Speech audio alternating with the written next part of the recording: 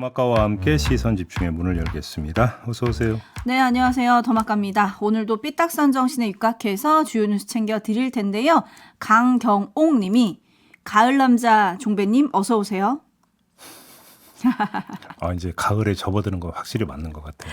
네, 그래서 많은 분들이 제이비의 가죽 잠바를 기다리고 계십니다. 아직은 조금 빠르죠. 언제 입을까라고 손꼽아 기다리고 계신다는 분도 계셨는데요. 네. 새로 샀다는 것도 하나 있었죠. 네, 깔별로 기대하겠습니다.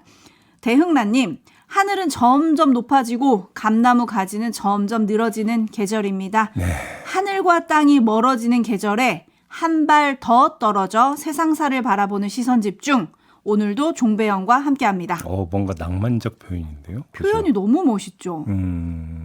가을하면 하늘이 높아진다 이런 표현은 좀 많이 쓰잖아요. 근데 하늘과 땅이 멀어지는 계절에 한 발 더 떨어져 세상사를 바라보는 시선 집중. 네, 멋있는 표현입니다. 네. 어제 탈수 김종배에 이어서 오늘도 촌철님들의 표현력에 한번 배웁니다. 네. 김선아님, 저희 집 아침 아이들 모닝콜은 시선 집중입니다. 초등학교 6학년 아들이 오프닝 곡을 흥얼거리면서 요즘 자꾸 이 음악이 귀에 맴돌아 하네요. 초등학교 6학년 우리 아들이 어른이 되면 모두가 평등하게 살 수 있는 정의로운 사회가 될 수 있었으면 좋겠습니다. 그러게요. 그랬으면 얼마나 좋겠습니까? 그러기 위해서 모두가 노력을 해야 되는 거겠죠. 네. 함께 해야 가능한 일입니다. 네. 맞습니다. 그리고 뉴스도 잘 챙겨봐야 하고요. 네. 그런 의미에서 JB타임즈 오늘 주목할 첫 번째 뉴스 챙겨드릴 텐데요. 오디오로 먼저 만나보시죠.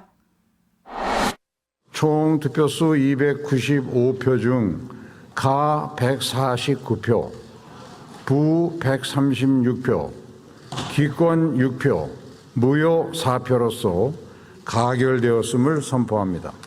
가부를 가른 건 단 2표였습니다. 투표 직전까지 안개 속이었던 더불어민주당 이재명 대표에 대한 체포동의안은 과반을 간신히 넘어 가결됐습니다. 가결을 당론으로 정한 국민의힘과 정의당 외에도 민주당 등 야권 의원 최소 29명이 이탈해 가결을 써낸 걸로 보입니다. 네, 이 뉴스부터 짚을 수밖에 없는데요. 민주당에서 이탈표가 최소 29표니 기권에 무효까지 합하면 39표니 이렇게 이제 숫자를 세고 했던데 제가 볼 때는 별로 중요하지 않은 것 같습니다. 중요한 건 민주당이 두 쪽 났다는 사실. 이게 그러니까 큰 차원에서 중요한 거 아니겠습니까? 따라서 체크해야 할 포인트는 이 두 쪽이 앞으로 어떻게 움직일 것인가 하는 점 아니겠습니까? 네. 여기에는 변수와 상수가 있는 것 같습니다. 변수는 뭐고 상수는 뭡니까? 변수는 당연히 영장실질심사 결과가 될 겁니다. 영장 발부 여부가 변수인데 이게 변수가 안 될 수도 있습니다. 제가 볼 때는. 왜 그러느냐? 상수가 굳건히 버티고 있기 때문인데요. 그 상수가 누구냐? 바로 이재명 대표 본인이다. 이런 이야기가 되겠습니다. 네, 좀 더 풀어주셔야 될 것 같은데요. 자, 변수를 따라가면서 한번 상수의 역할을 짚어봅시다. 첫 번째, 영장이 기각되면 어떻게 될까요? 이론과는 별개로 실질적으로는 비명계가 코너에 몰리게 됩니다.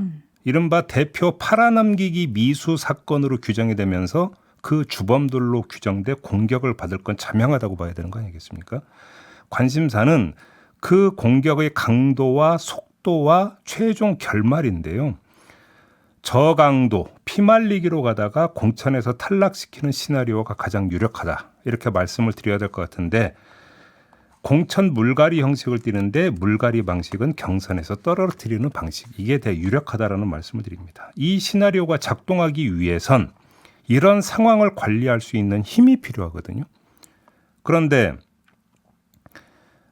특히 강경파 의원과 강경파 당원들을 제어할 수 있는 힘이 필요합니다.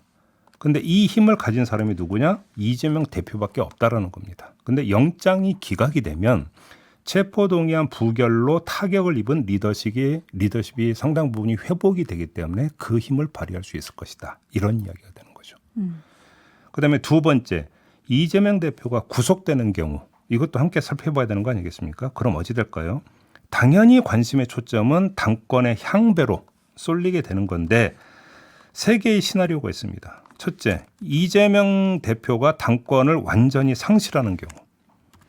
두 번째, 정반대로 이재명 대표가 옥중에서도 당권을 행사하는 경우. 세 번째, 절충형 당권 유지 방식인데 친명 비대위를 세우는 경우. 뭐 대충 이렇게 세 가지가 나올 수 있는 거 아니겠습니까? 그런데 이 세 시나리오 중 첫 번째 시나리오는 가능성이 희박합니다. 어제 표결 결과에서도 나왔듯이 비명계의 세는 약합니다. 숫자로만 놓고 본다면. 이재명 대표를 실각시킬 힘은 없습니다. 따라서 이건 이재명 대표 본인이 내려놓아야만 가능한 시나리오입니다. 따라서 두 경우의 수만 살펴야 하는데 이 두 경우의 수 모두 키는 이재명 대표가 쥐고 있습니다. 옥중 대표 권한 행사는 말할 것도 없고요. 친명 비대위도 이재명 대표 마음먹기에 달려있는 거 아니겠습니까? 이게 무슨 이야기냐면 지도체제를 비대위로 전환하기 위해서는 두 가지 요건이 필요합니다. 하나는 최고위 과반이 사퇴하는 것입니다. 그래서 비대위를 꾸리는 거고 다른 하나는 이재명 대표가 잔여 임기 8개월 전에 사퇴하는 것인데 둘 모두 이재명 대표의 결정에 종속돼 있지 않습니까? 따지고 보면 친명 최고위원들이 이재명 대표의 의사에 반해서 행동 통일해서 움직일 가능성은 별로 없다고 봐야 되는 거 아니겠습니까? 그래서 말씀드리는 겁니다. 총 정리하자면 체포동의안 가결에도 불구하고 민주당의 운명은 아직도 이재명 대표의 손에 있다. 이게 지금 시점에서의 진단 결과다. 이런 이야기가 되겠습니다. 그래서 이재명 대표에게 지금 많은 것이 달렸다. 이런 결론을 내려주신 건데요.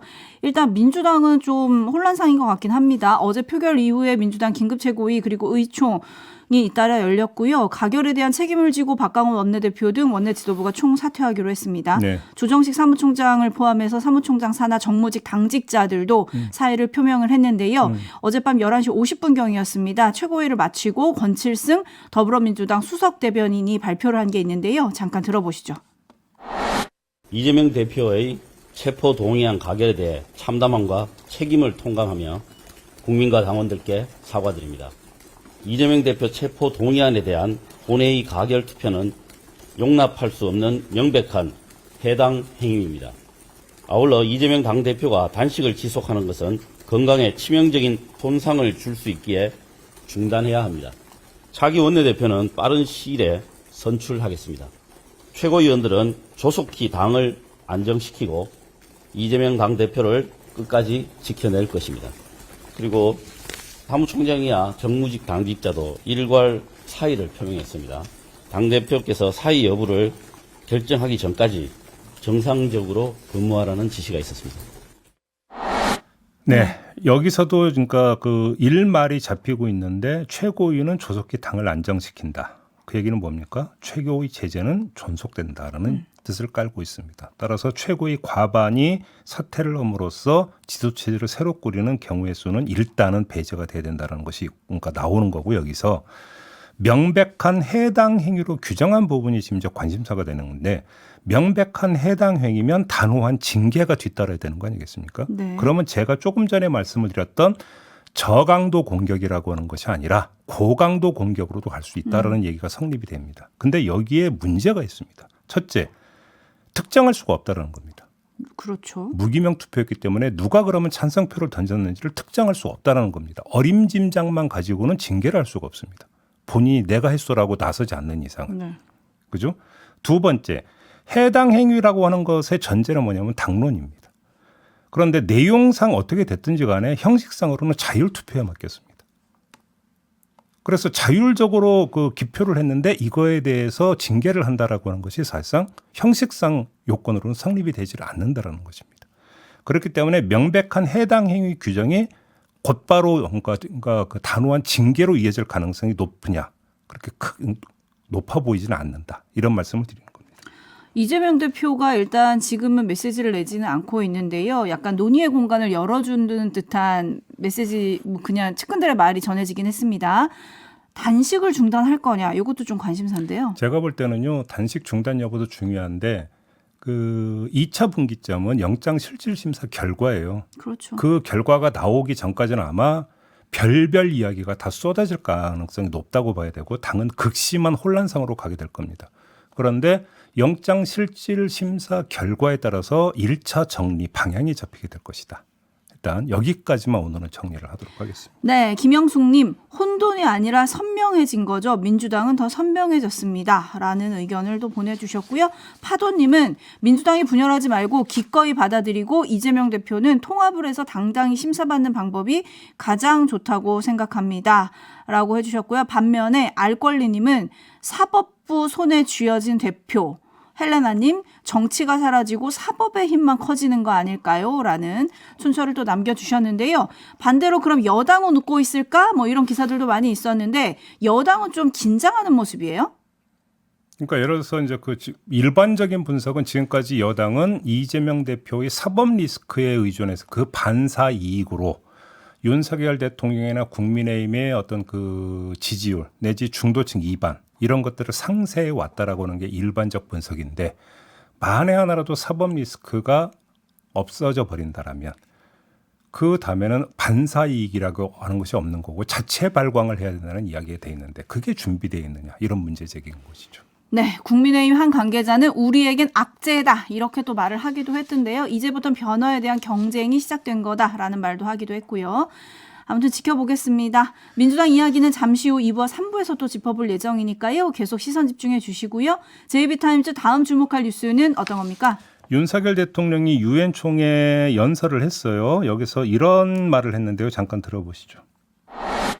러시아와 북한 군사 거래는 우크라이나뿐만 아니라 대한민국의 안보와 평화를 직접적으로 겨냥한 도발이 될 것입니다.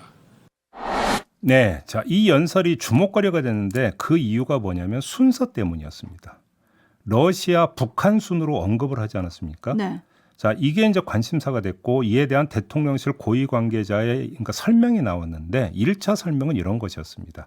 순서 자체를 특정해서 의식적으로 말씀한 것 같지는 않다. 원고에 러북이라고 써 있어서 순서에 대해서 자연스럽게 여기는 것 같다. 일단 1차 설명은 이런 것이었는데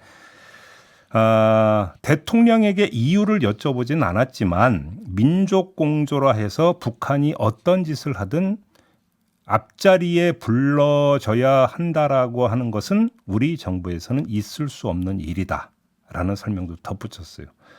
근데 여기까지는 그렇다 치는데 주목할 건 그 다음입니다. 뭐라고 했는데요? 자유, 민주, 법치, 인권 가치에 대해 심각하게 한국과 얼마나 진정으로 협력하느냐가 1차적 기준이 될 것이며 그 다음에는 주변 4강 동맹의 역사, 우방국의 순서에 따라 부르게 되는 것이다. 이렇게 설명을 했는데 나름 원칙이 있다는 얘기네요. 예.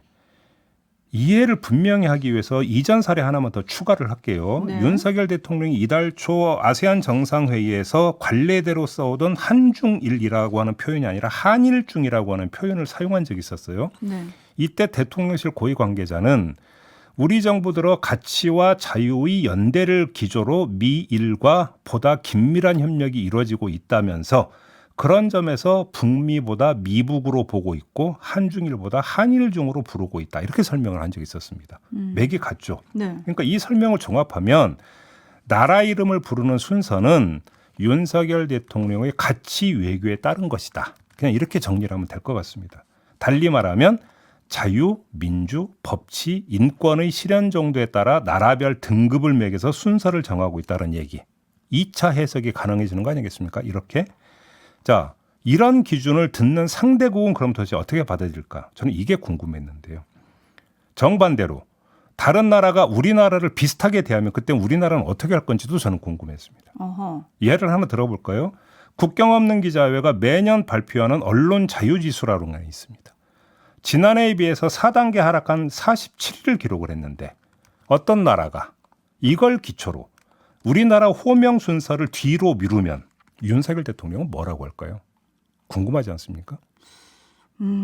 그렇군요. 이건 또 생각 못했는데 이런 것도 생길 수가 있네요, 그렇죠? 그러니까요. 그리고 또 참고로 중국은 중일한, 일본은 일중한 이렇게 쓰고 있다는 보도도 있지 않았습니까? 뭐 그렇다면 또 이건 윤석열 대통령이 어떻게 받아들이는지 궁금한데 왜냐하면 맨 뒤로 놓고 있잖아요. 그러니까요. 그렇죠. 중국도 일본도 다 한국을 뒤에다 놓고 있거든요. 그러면 지금. 중국이나 일본도 정말로 어떤 가치 외교를 해서 가치의 등급을 매겨갖고 한국을 지금 그 뒷등급으로 놓아서 이렇게 하는 건지 그래서 그게 아니라고 받아들인다면 우리나라만 굳이 그렇게 또 그러면 가치를 가지고 등급을 매겨야 되는 이유가 뭔지에 봉착하는 거고. 그러니까요. 가치를 매겨서 하는 거라고 한다면 일본을 대하는 윤석열 정부의 태도는 심히 유감스럽고 섭섭해야 되는 거 아니겠습니까? 그러니까요. 중국보다 뒤에 놓는다는 점에서. 그러니까요.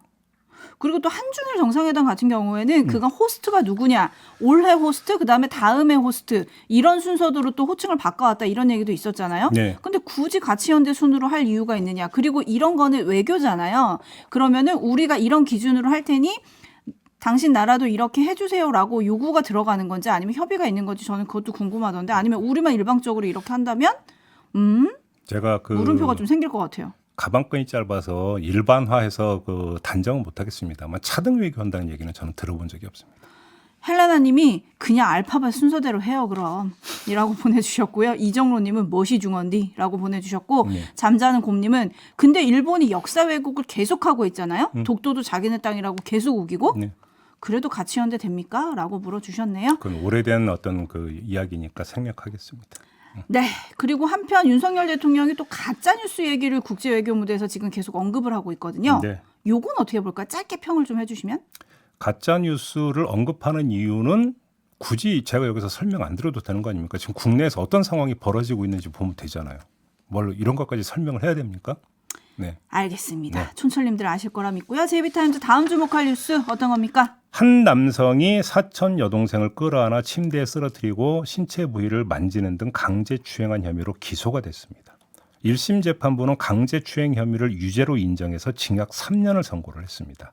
그런데 항소심 재판부는 피고인의 물리적인 힘의 행사 정도가 저항을 곤란하게 할 정도였다고 볼 수 없어서 강제추행죄의 폭행 협박에 해당하지 않는다면서 강제추행 혐의는 무죄 판단을 내리고 대신 아동 청소년 보호법상 위계등 추행 혐의만 인정해서 벌금 1,000만 원을 선고했었습니다. 1심보다 가벼워졌군요. 그렇죠.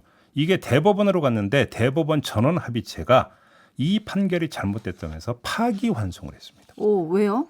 기존의 판례는 강제추행의 이 폭행 또는 협박의 기준으로 피해자의 항거가 곤란할 정도. 그래서 2심 재판부가 이렇게 판단한 거잖아요. 이걸 이제 그 기준 삼았었는데 대법원이 이번에 이걸 변경을 해버린 겁니다.